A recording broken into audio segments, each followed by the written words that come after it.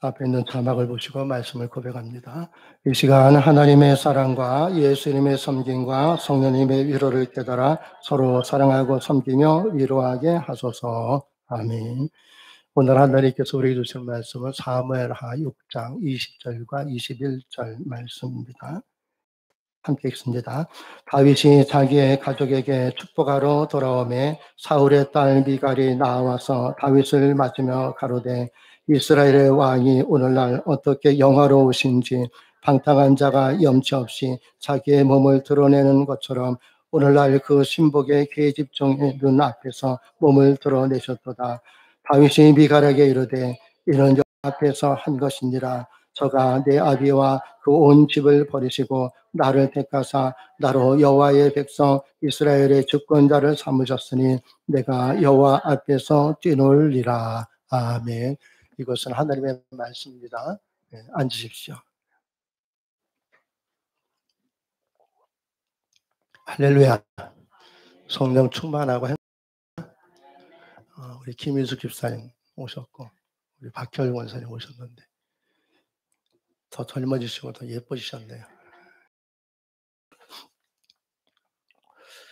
나이가 들수록 주머니가 두둑해야 한다라는 말들을 합니다.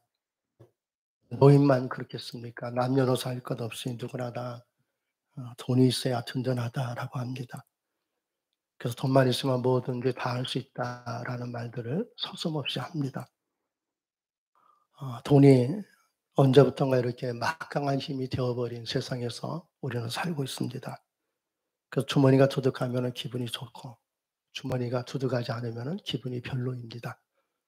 주머니가 두둑하면 목소리가 힘이 들어가고 주머니가 두둑하지 않으면요 목소리도 힘이 없어집니다. 그래서 주머니가 두둑하면 살맛이 난다라고 하다가 주머니가 비면은 살맛이 없다 이렇게 이야기를 합니다. 어느 노인 권사님이 있었습니다. 자식들이 종종 안부 전화를 합니다. 그때마다 자식들은 어머니 음성을 들으면은 어머니의 주머니 사정을 금방 알 수 있습니다. 어머니가 목소리가 좋고 기분이 좋으면은 주머니가 두둑한 거고 어머니가 목소리가 힘이 없고 사는 게 낙이 없다 이렇게 이야기를 하면은 주머니가 비어 있는 겁니다. 그래서 어머니 목소리가 별로 힘이 없으면은 주머니 사정이 좋은 줄 알고 자식들이 얼른 주머니를 채워주면은 다시 생기가 돋곤했습니다. 저희 어머니 이야기입니다. 손주들도 마찬가지입니다. 할아버지, 할머니 앞에서 별로 기분이 별로일 때는 주머니가 비었다는 거죠. 이때 할머니와 할아버지가 얼른 눈치를 채고 주머니를 채워주면은 금방 기분이 좋아집니다. 이렇게 언제부턴가 이 돈이라는 게 사람의 기분을 좌우합니다. 그래서 돈이 사람의 기분을 좋게 하기도 하고 또 기분을 상하게도 만듭니다. 돈이 막강한 힘이 되어버리고 말았습니다. 돈을 이길 힘은 없다고 할 정도로 온 세상을 무섭게 삼켜버린 이런 시대에 우리가 살고 있습니다. 여러분, 우리는 어떻습니까? 우리는 돈에 삼키운 자입니까? 아니면은 돈을 다스리는 자입니까? 요즘 코로나 때문에 경제적으로 많은 그런 때 힘들다고 낙심하면은 돈에 삼키운 자입니다.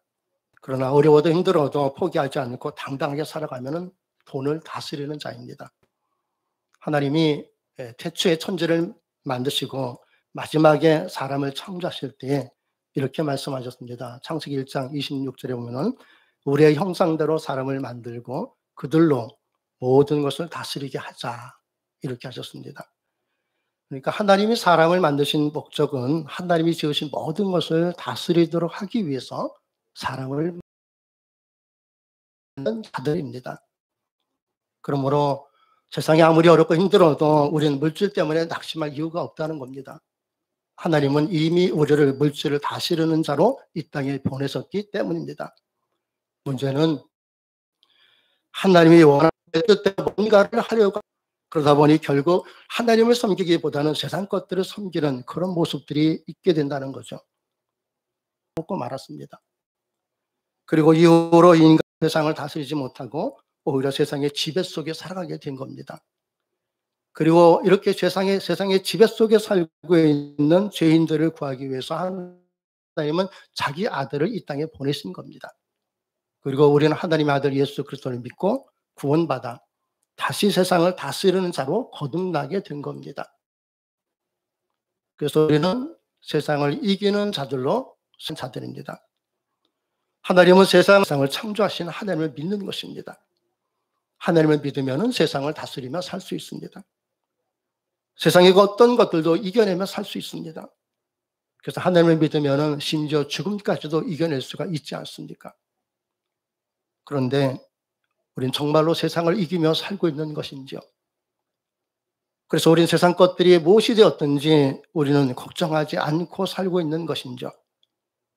물질 때문에 걱정하지 않습니까? 여러분, 우리는 정말로 세상을 다스리며 살고 있는 것입니까? 만약 정말로 그렇다면 오늘 설교는 더 이상 할 필요가 없어요. 세상을 이기면서 살기 때문에. 설교 그만할까요?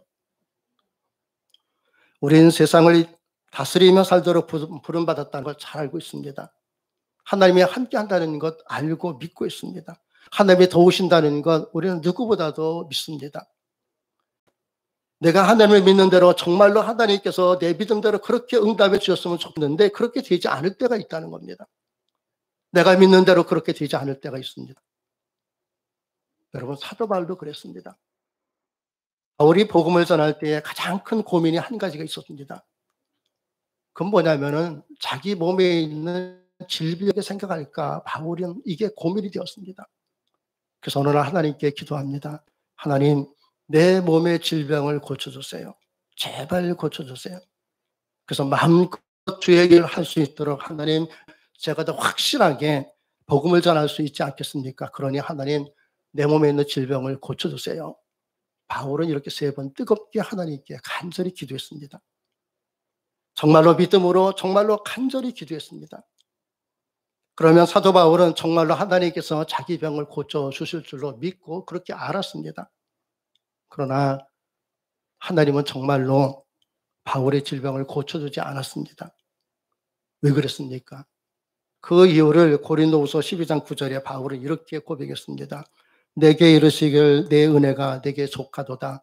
이런 내 능력이 약한 데서 온전하여 짐이니라. 아멘. 바울은 이후로는 다시는 자기 몸의 질병을 고쳐달라고 하나님께 기도하지 않았습니다. 하나님께서 네 몸에 있는 질병이 내게 은혜가 된다라고 말씀하신 그 이후로는 바울은 자기가 안고 있는 그 질병에 대해서 더 이상 기도를 하지 않았다는 겁니다. 오직 그가 안고 있는 육체의 질병을 바울은 하나님께 맡겼을 뿐입니다. 그러자 바울은 건강하지 못한 몸으로 복음을 전하면서 하루하루가 기적임을 체험했습니다. 바울은요, 배에 대한 트라우마가 있습니다. 그래서 배 타는 걸 가장 무섭고 두려워합니다. 그래서 바울은 전도할 때마다 거의 다 걸어가면서 전도를 했습니다. 배를 타면 금방 갈 수 있는 거리도 걸어서 뺑 돌아가면서 그렇게 전도를 했습니다. 그래서 성지순례를 가면 터키에 가면은 바울이 세운 교회들이 있습니다. 근데 그 교회들을 가서 이렇게 견학을 하는데 버스를 타고 하루 종일 가도 2곳, 조금 더 가면 3곳, 가기가 힘듭니다. 그만큼 먼 거리를 바울은 걸어 다니면서 전도를 했습니다. 그러니 얼마나 힘들었겠습니까? 바울의 질병을 아는 사람은 아마 이렇게 생각하지 않았겠습니까? 오늘은 너무 많이 걸었어. 이 정도면 바울은 오늘 밤 분명히 몸살이 나서 들어 누울 거야. 그러나 그 다음날 되면은요, 바울은 멀쩡했습니다. 어딜 가든지 바울은 그의 질병으로 인해서 하나님의 일을 하는데 장애가 되고 방해가 되거나 아파 들어 놓은 적이 한 번도 없었다는 겁니다. 복음을 전할 때마다 몸져 누워야 할 사람이 당당하게 복음을 전할 수 있는 것, 이것 자체가 바울 자신에게는 기적이었습니다. 이렇게 바울은 복음을 전할 때마다 내 은혜가 내게 족하다 하신 하나님의 그 말씀대로 바울이 가지고 있는 그 육체의 질병이 오히려 자기에게 은혜가 되고 하나님의 기적을 체험하는 통로가 된 것임을 깨닫게 되었습니다. 그래서 감사했던 겁니다. 여러분, 우리는 기도가 응답되어야 은혜라고 생각하는데 하나님은 오히려 우리의 기도에 응답하지 않을 때가 있습니다. 근데 감사한 건요, 바울처럼 기도에 응답하지 않은 것이 오히려 은혜가 될 때가 많다라는 겁니다. 기도에 응답하지 않은 것이 오히려 내게 유익이 된다는 겁니다. 왜냐하면요, 하나님은 내가 나를 아는 것보다 나를 더 잘 아시기 때문입니다. 그래서 성경은 잠언 16장 3절에 이렇게 기록했습니다. 너의 행사를 여호와께 맡기라. 그리하면 너의 경영하는 것이 이루리라. 이게 인생의 해답입니다. 우리가 원하는 걸 하나님께 맡기면 하나님이 이루신다고 하셨습니다. 근데 중요한 게 한 가지 있습니다. 한번 생각해 보세요. 내가 원하는 것하고 하나님이 원하는 것 어느 것이 더 좋은 걸까요? 바울이 원하는 것하고 하나님이 원하는 것 어느 것이 더 바울에게 좋은 것이었습니까? 더 좋은 것을 안다면은 더 좋은 것을 선택하는 건 그건 너무 당연한 거 아닙니까? 그렇다면 내가 원하는 것하고 하나님이 원하는 것하고 어느 것을 선택해야 하겠습니까? 물론 말로는 다들 하나님이 원하시는 걸 선택해야 합니다. 이렇게 이야기합니다. 그러나 실제는 그렇지 않을 때가 너무 많다는 겁니다. 그래서 예수님은 이렇게 말씀하셨습니다. 손에 쟁기를 잡고 뒤를 돌아보는 자는 하나님의 나라에 합당치 않다 하셨습니다. 이건 매우 중요한 문제입니다. 왜냐하면 인생의 문제는 여기서 시작되기도 하고 인생의 문제는 무엇이 되었든지 여기에서부터 해결되기도 하기 때문입니다. 내가 원하는 것을 앞세우면요, 그 사람은 손에 쟁기를 잡고 뒤를 돌아보는 사람과 똑같습니다. 인생의 문제는 여기서 시작된다는 겁니다. 이런 사람은 그 결과가 뻔하다는 겁니다. 헛수고한다는 겁니다. 주님은 이런 사람들은 마지막 날에 바깥 어두운 데 쫓겨나서 거기서 슬피 울며 이를 갈게 될 것이다. 이렇게 말씀하셨습니다. 그러나 하나님이 원하시는 걸 앞세우는 사람은 손에 쟁기를 잡고 뒤를 돌아보지 않습니다. 인생의 문제가 무엇이 됐든지 인생의 문제는 여기서 시작됩니다. 인생의 문제는 해결되기 때문입니다. 이런 사람은 수고한 대로 하나님이 거두게 하십니다. 이렇게 하나님을 바라보는 사람은 마지막 날에 하나님의 나라에서 해같이 빛날 것이라 하셨습니다. 그렇다면 내가 원하는 것을 앞세우는 사람과 하나님이 원하시는 것을 앞세우는 사람, 우리는 지금까지 어떤 사람으로 살아왔습니까? 살다 보면은 마음이 아팠던 때도 있고 행복했던 때도 있습니다. 앞으로도 그렇습니다. 그러나 앞으로 살면서 마음 아픈 때를 줄이고 행복한 때를 더 많이 누리며 살 수 있게 해야 하지 않겠습니까? 그래서 우리는 지금보다 훨씬 더 풍성한 신앙의 기쁨을 마음껏 표현할 수 있어야 합니다. 그렇게 살려고 하나님이 우리를 부른 거예요. 하나님이 우리 신앙생활 하라고 부르셨는데 인상 쓰면서 신앙생활 하라고 부른 것 아니지 않습니까?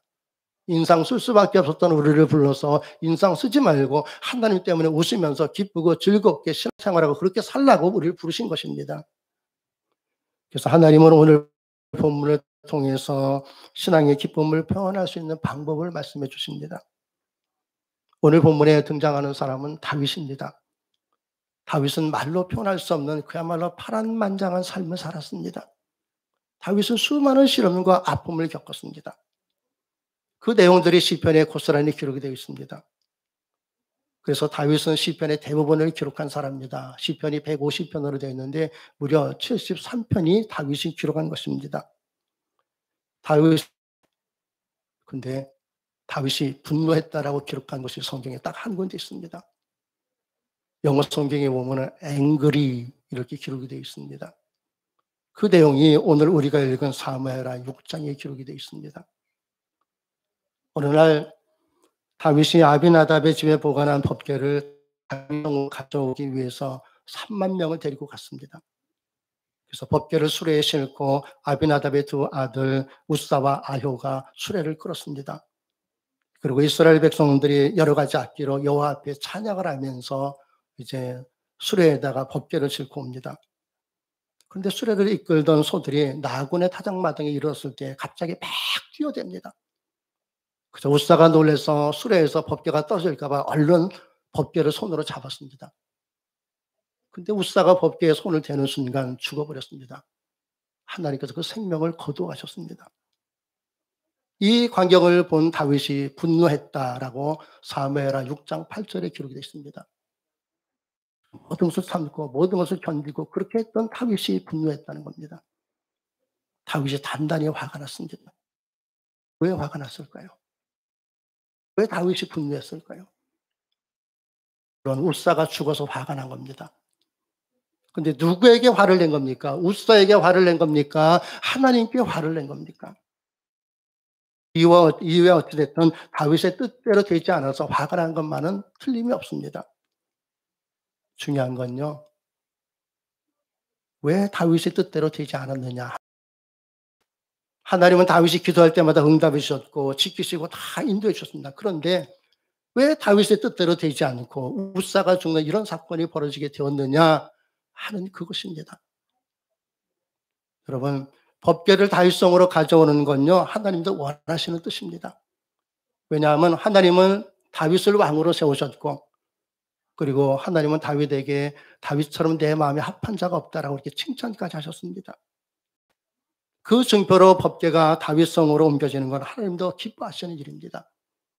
그런데 그 법궤를 옮기다가 웃사가 죽는 사건이 벌어졌습니다. 그리고 이 일로 다윗은 화가 났습니다.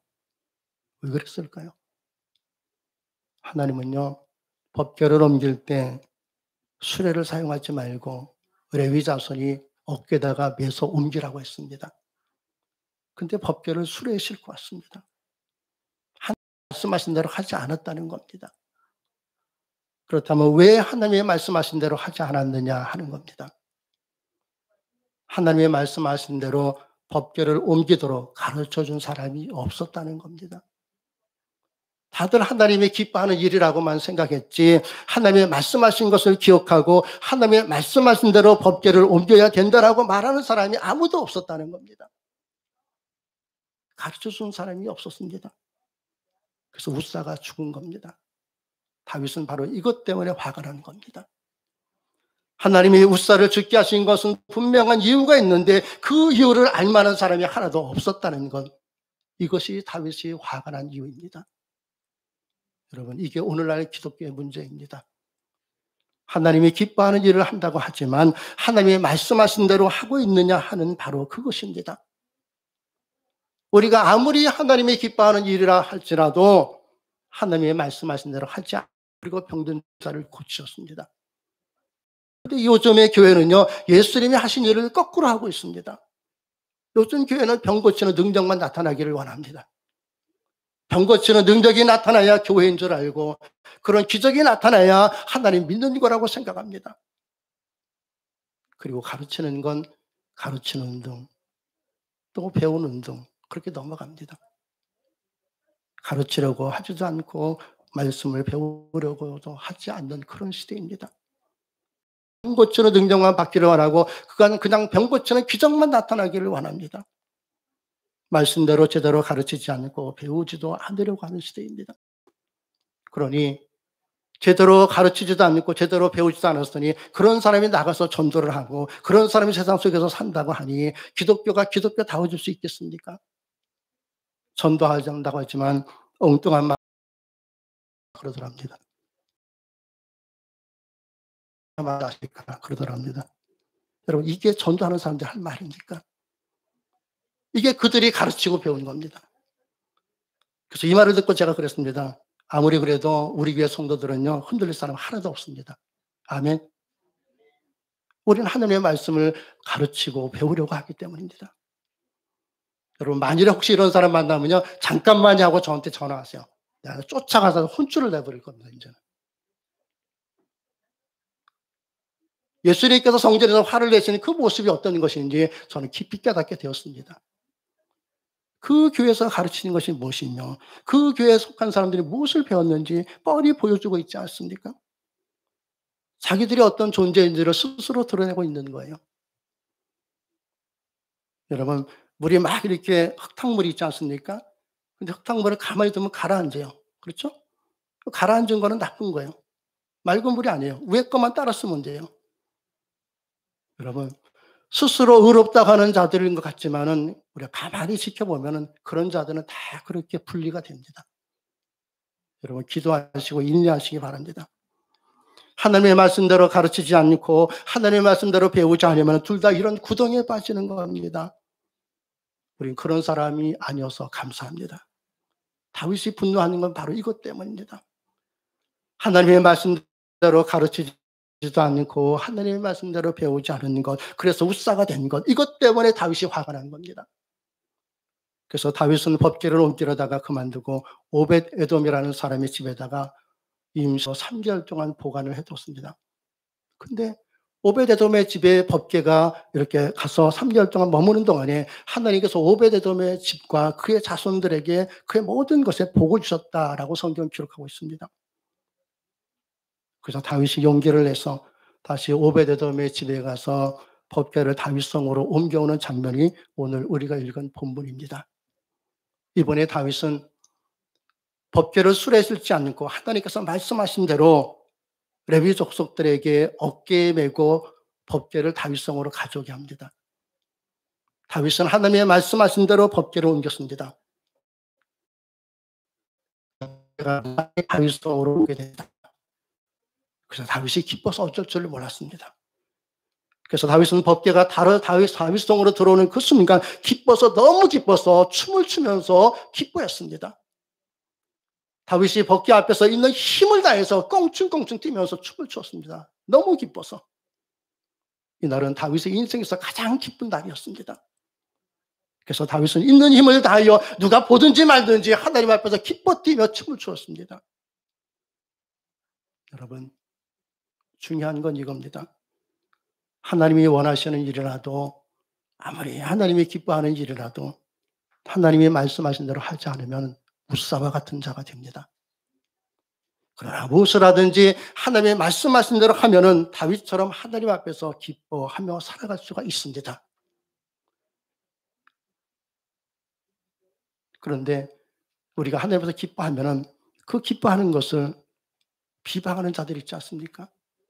다윗이 하나님 앞에서 기쁨의 춤을 출 때 다른 사람도 아니고 다윗의 아내, 다윗의 부인인 미가의 다윗을 보고 창피해서 견딜 수가 없었습니다. 저 사람이 도대체 채순머리 없이 저게 무슨 짓이야? 속옷이 보이는지도 모르고 저렇게 껑충껑충 뛰고 저러는데 저게 도대체 다윗이 왕으로서 할 일이냐? 이렇게 하면서 다윗 아내 미갈은 부끄러워서 어쩔 줄을 몰랐습니다. 그래서 미갈이 다윗에게 이야기합니다. 당신 도대체 방탕한 사람같이 그게 사람들 앞에서 무슨 짓이냐? 이렇게 이야기합니다.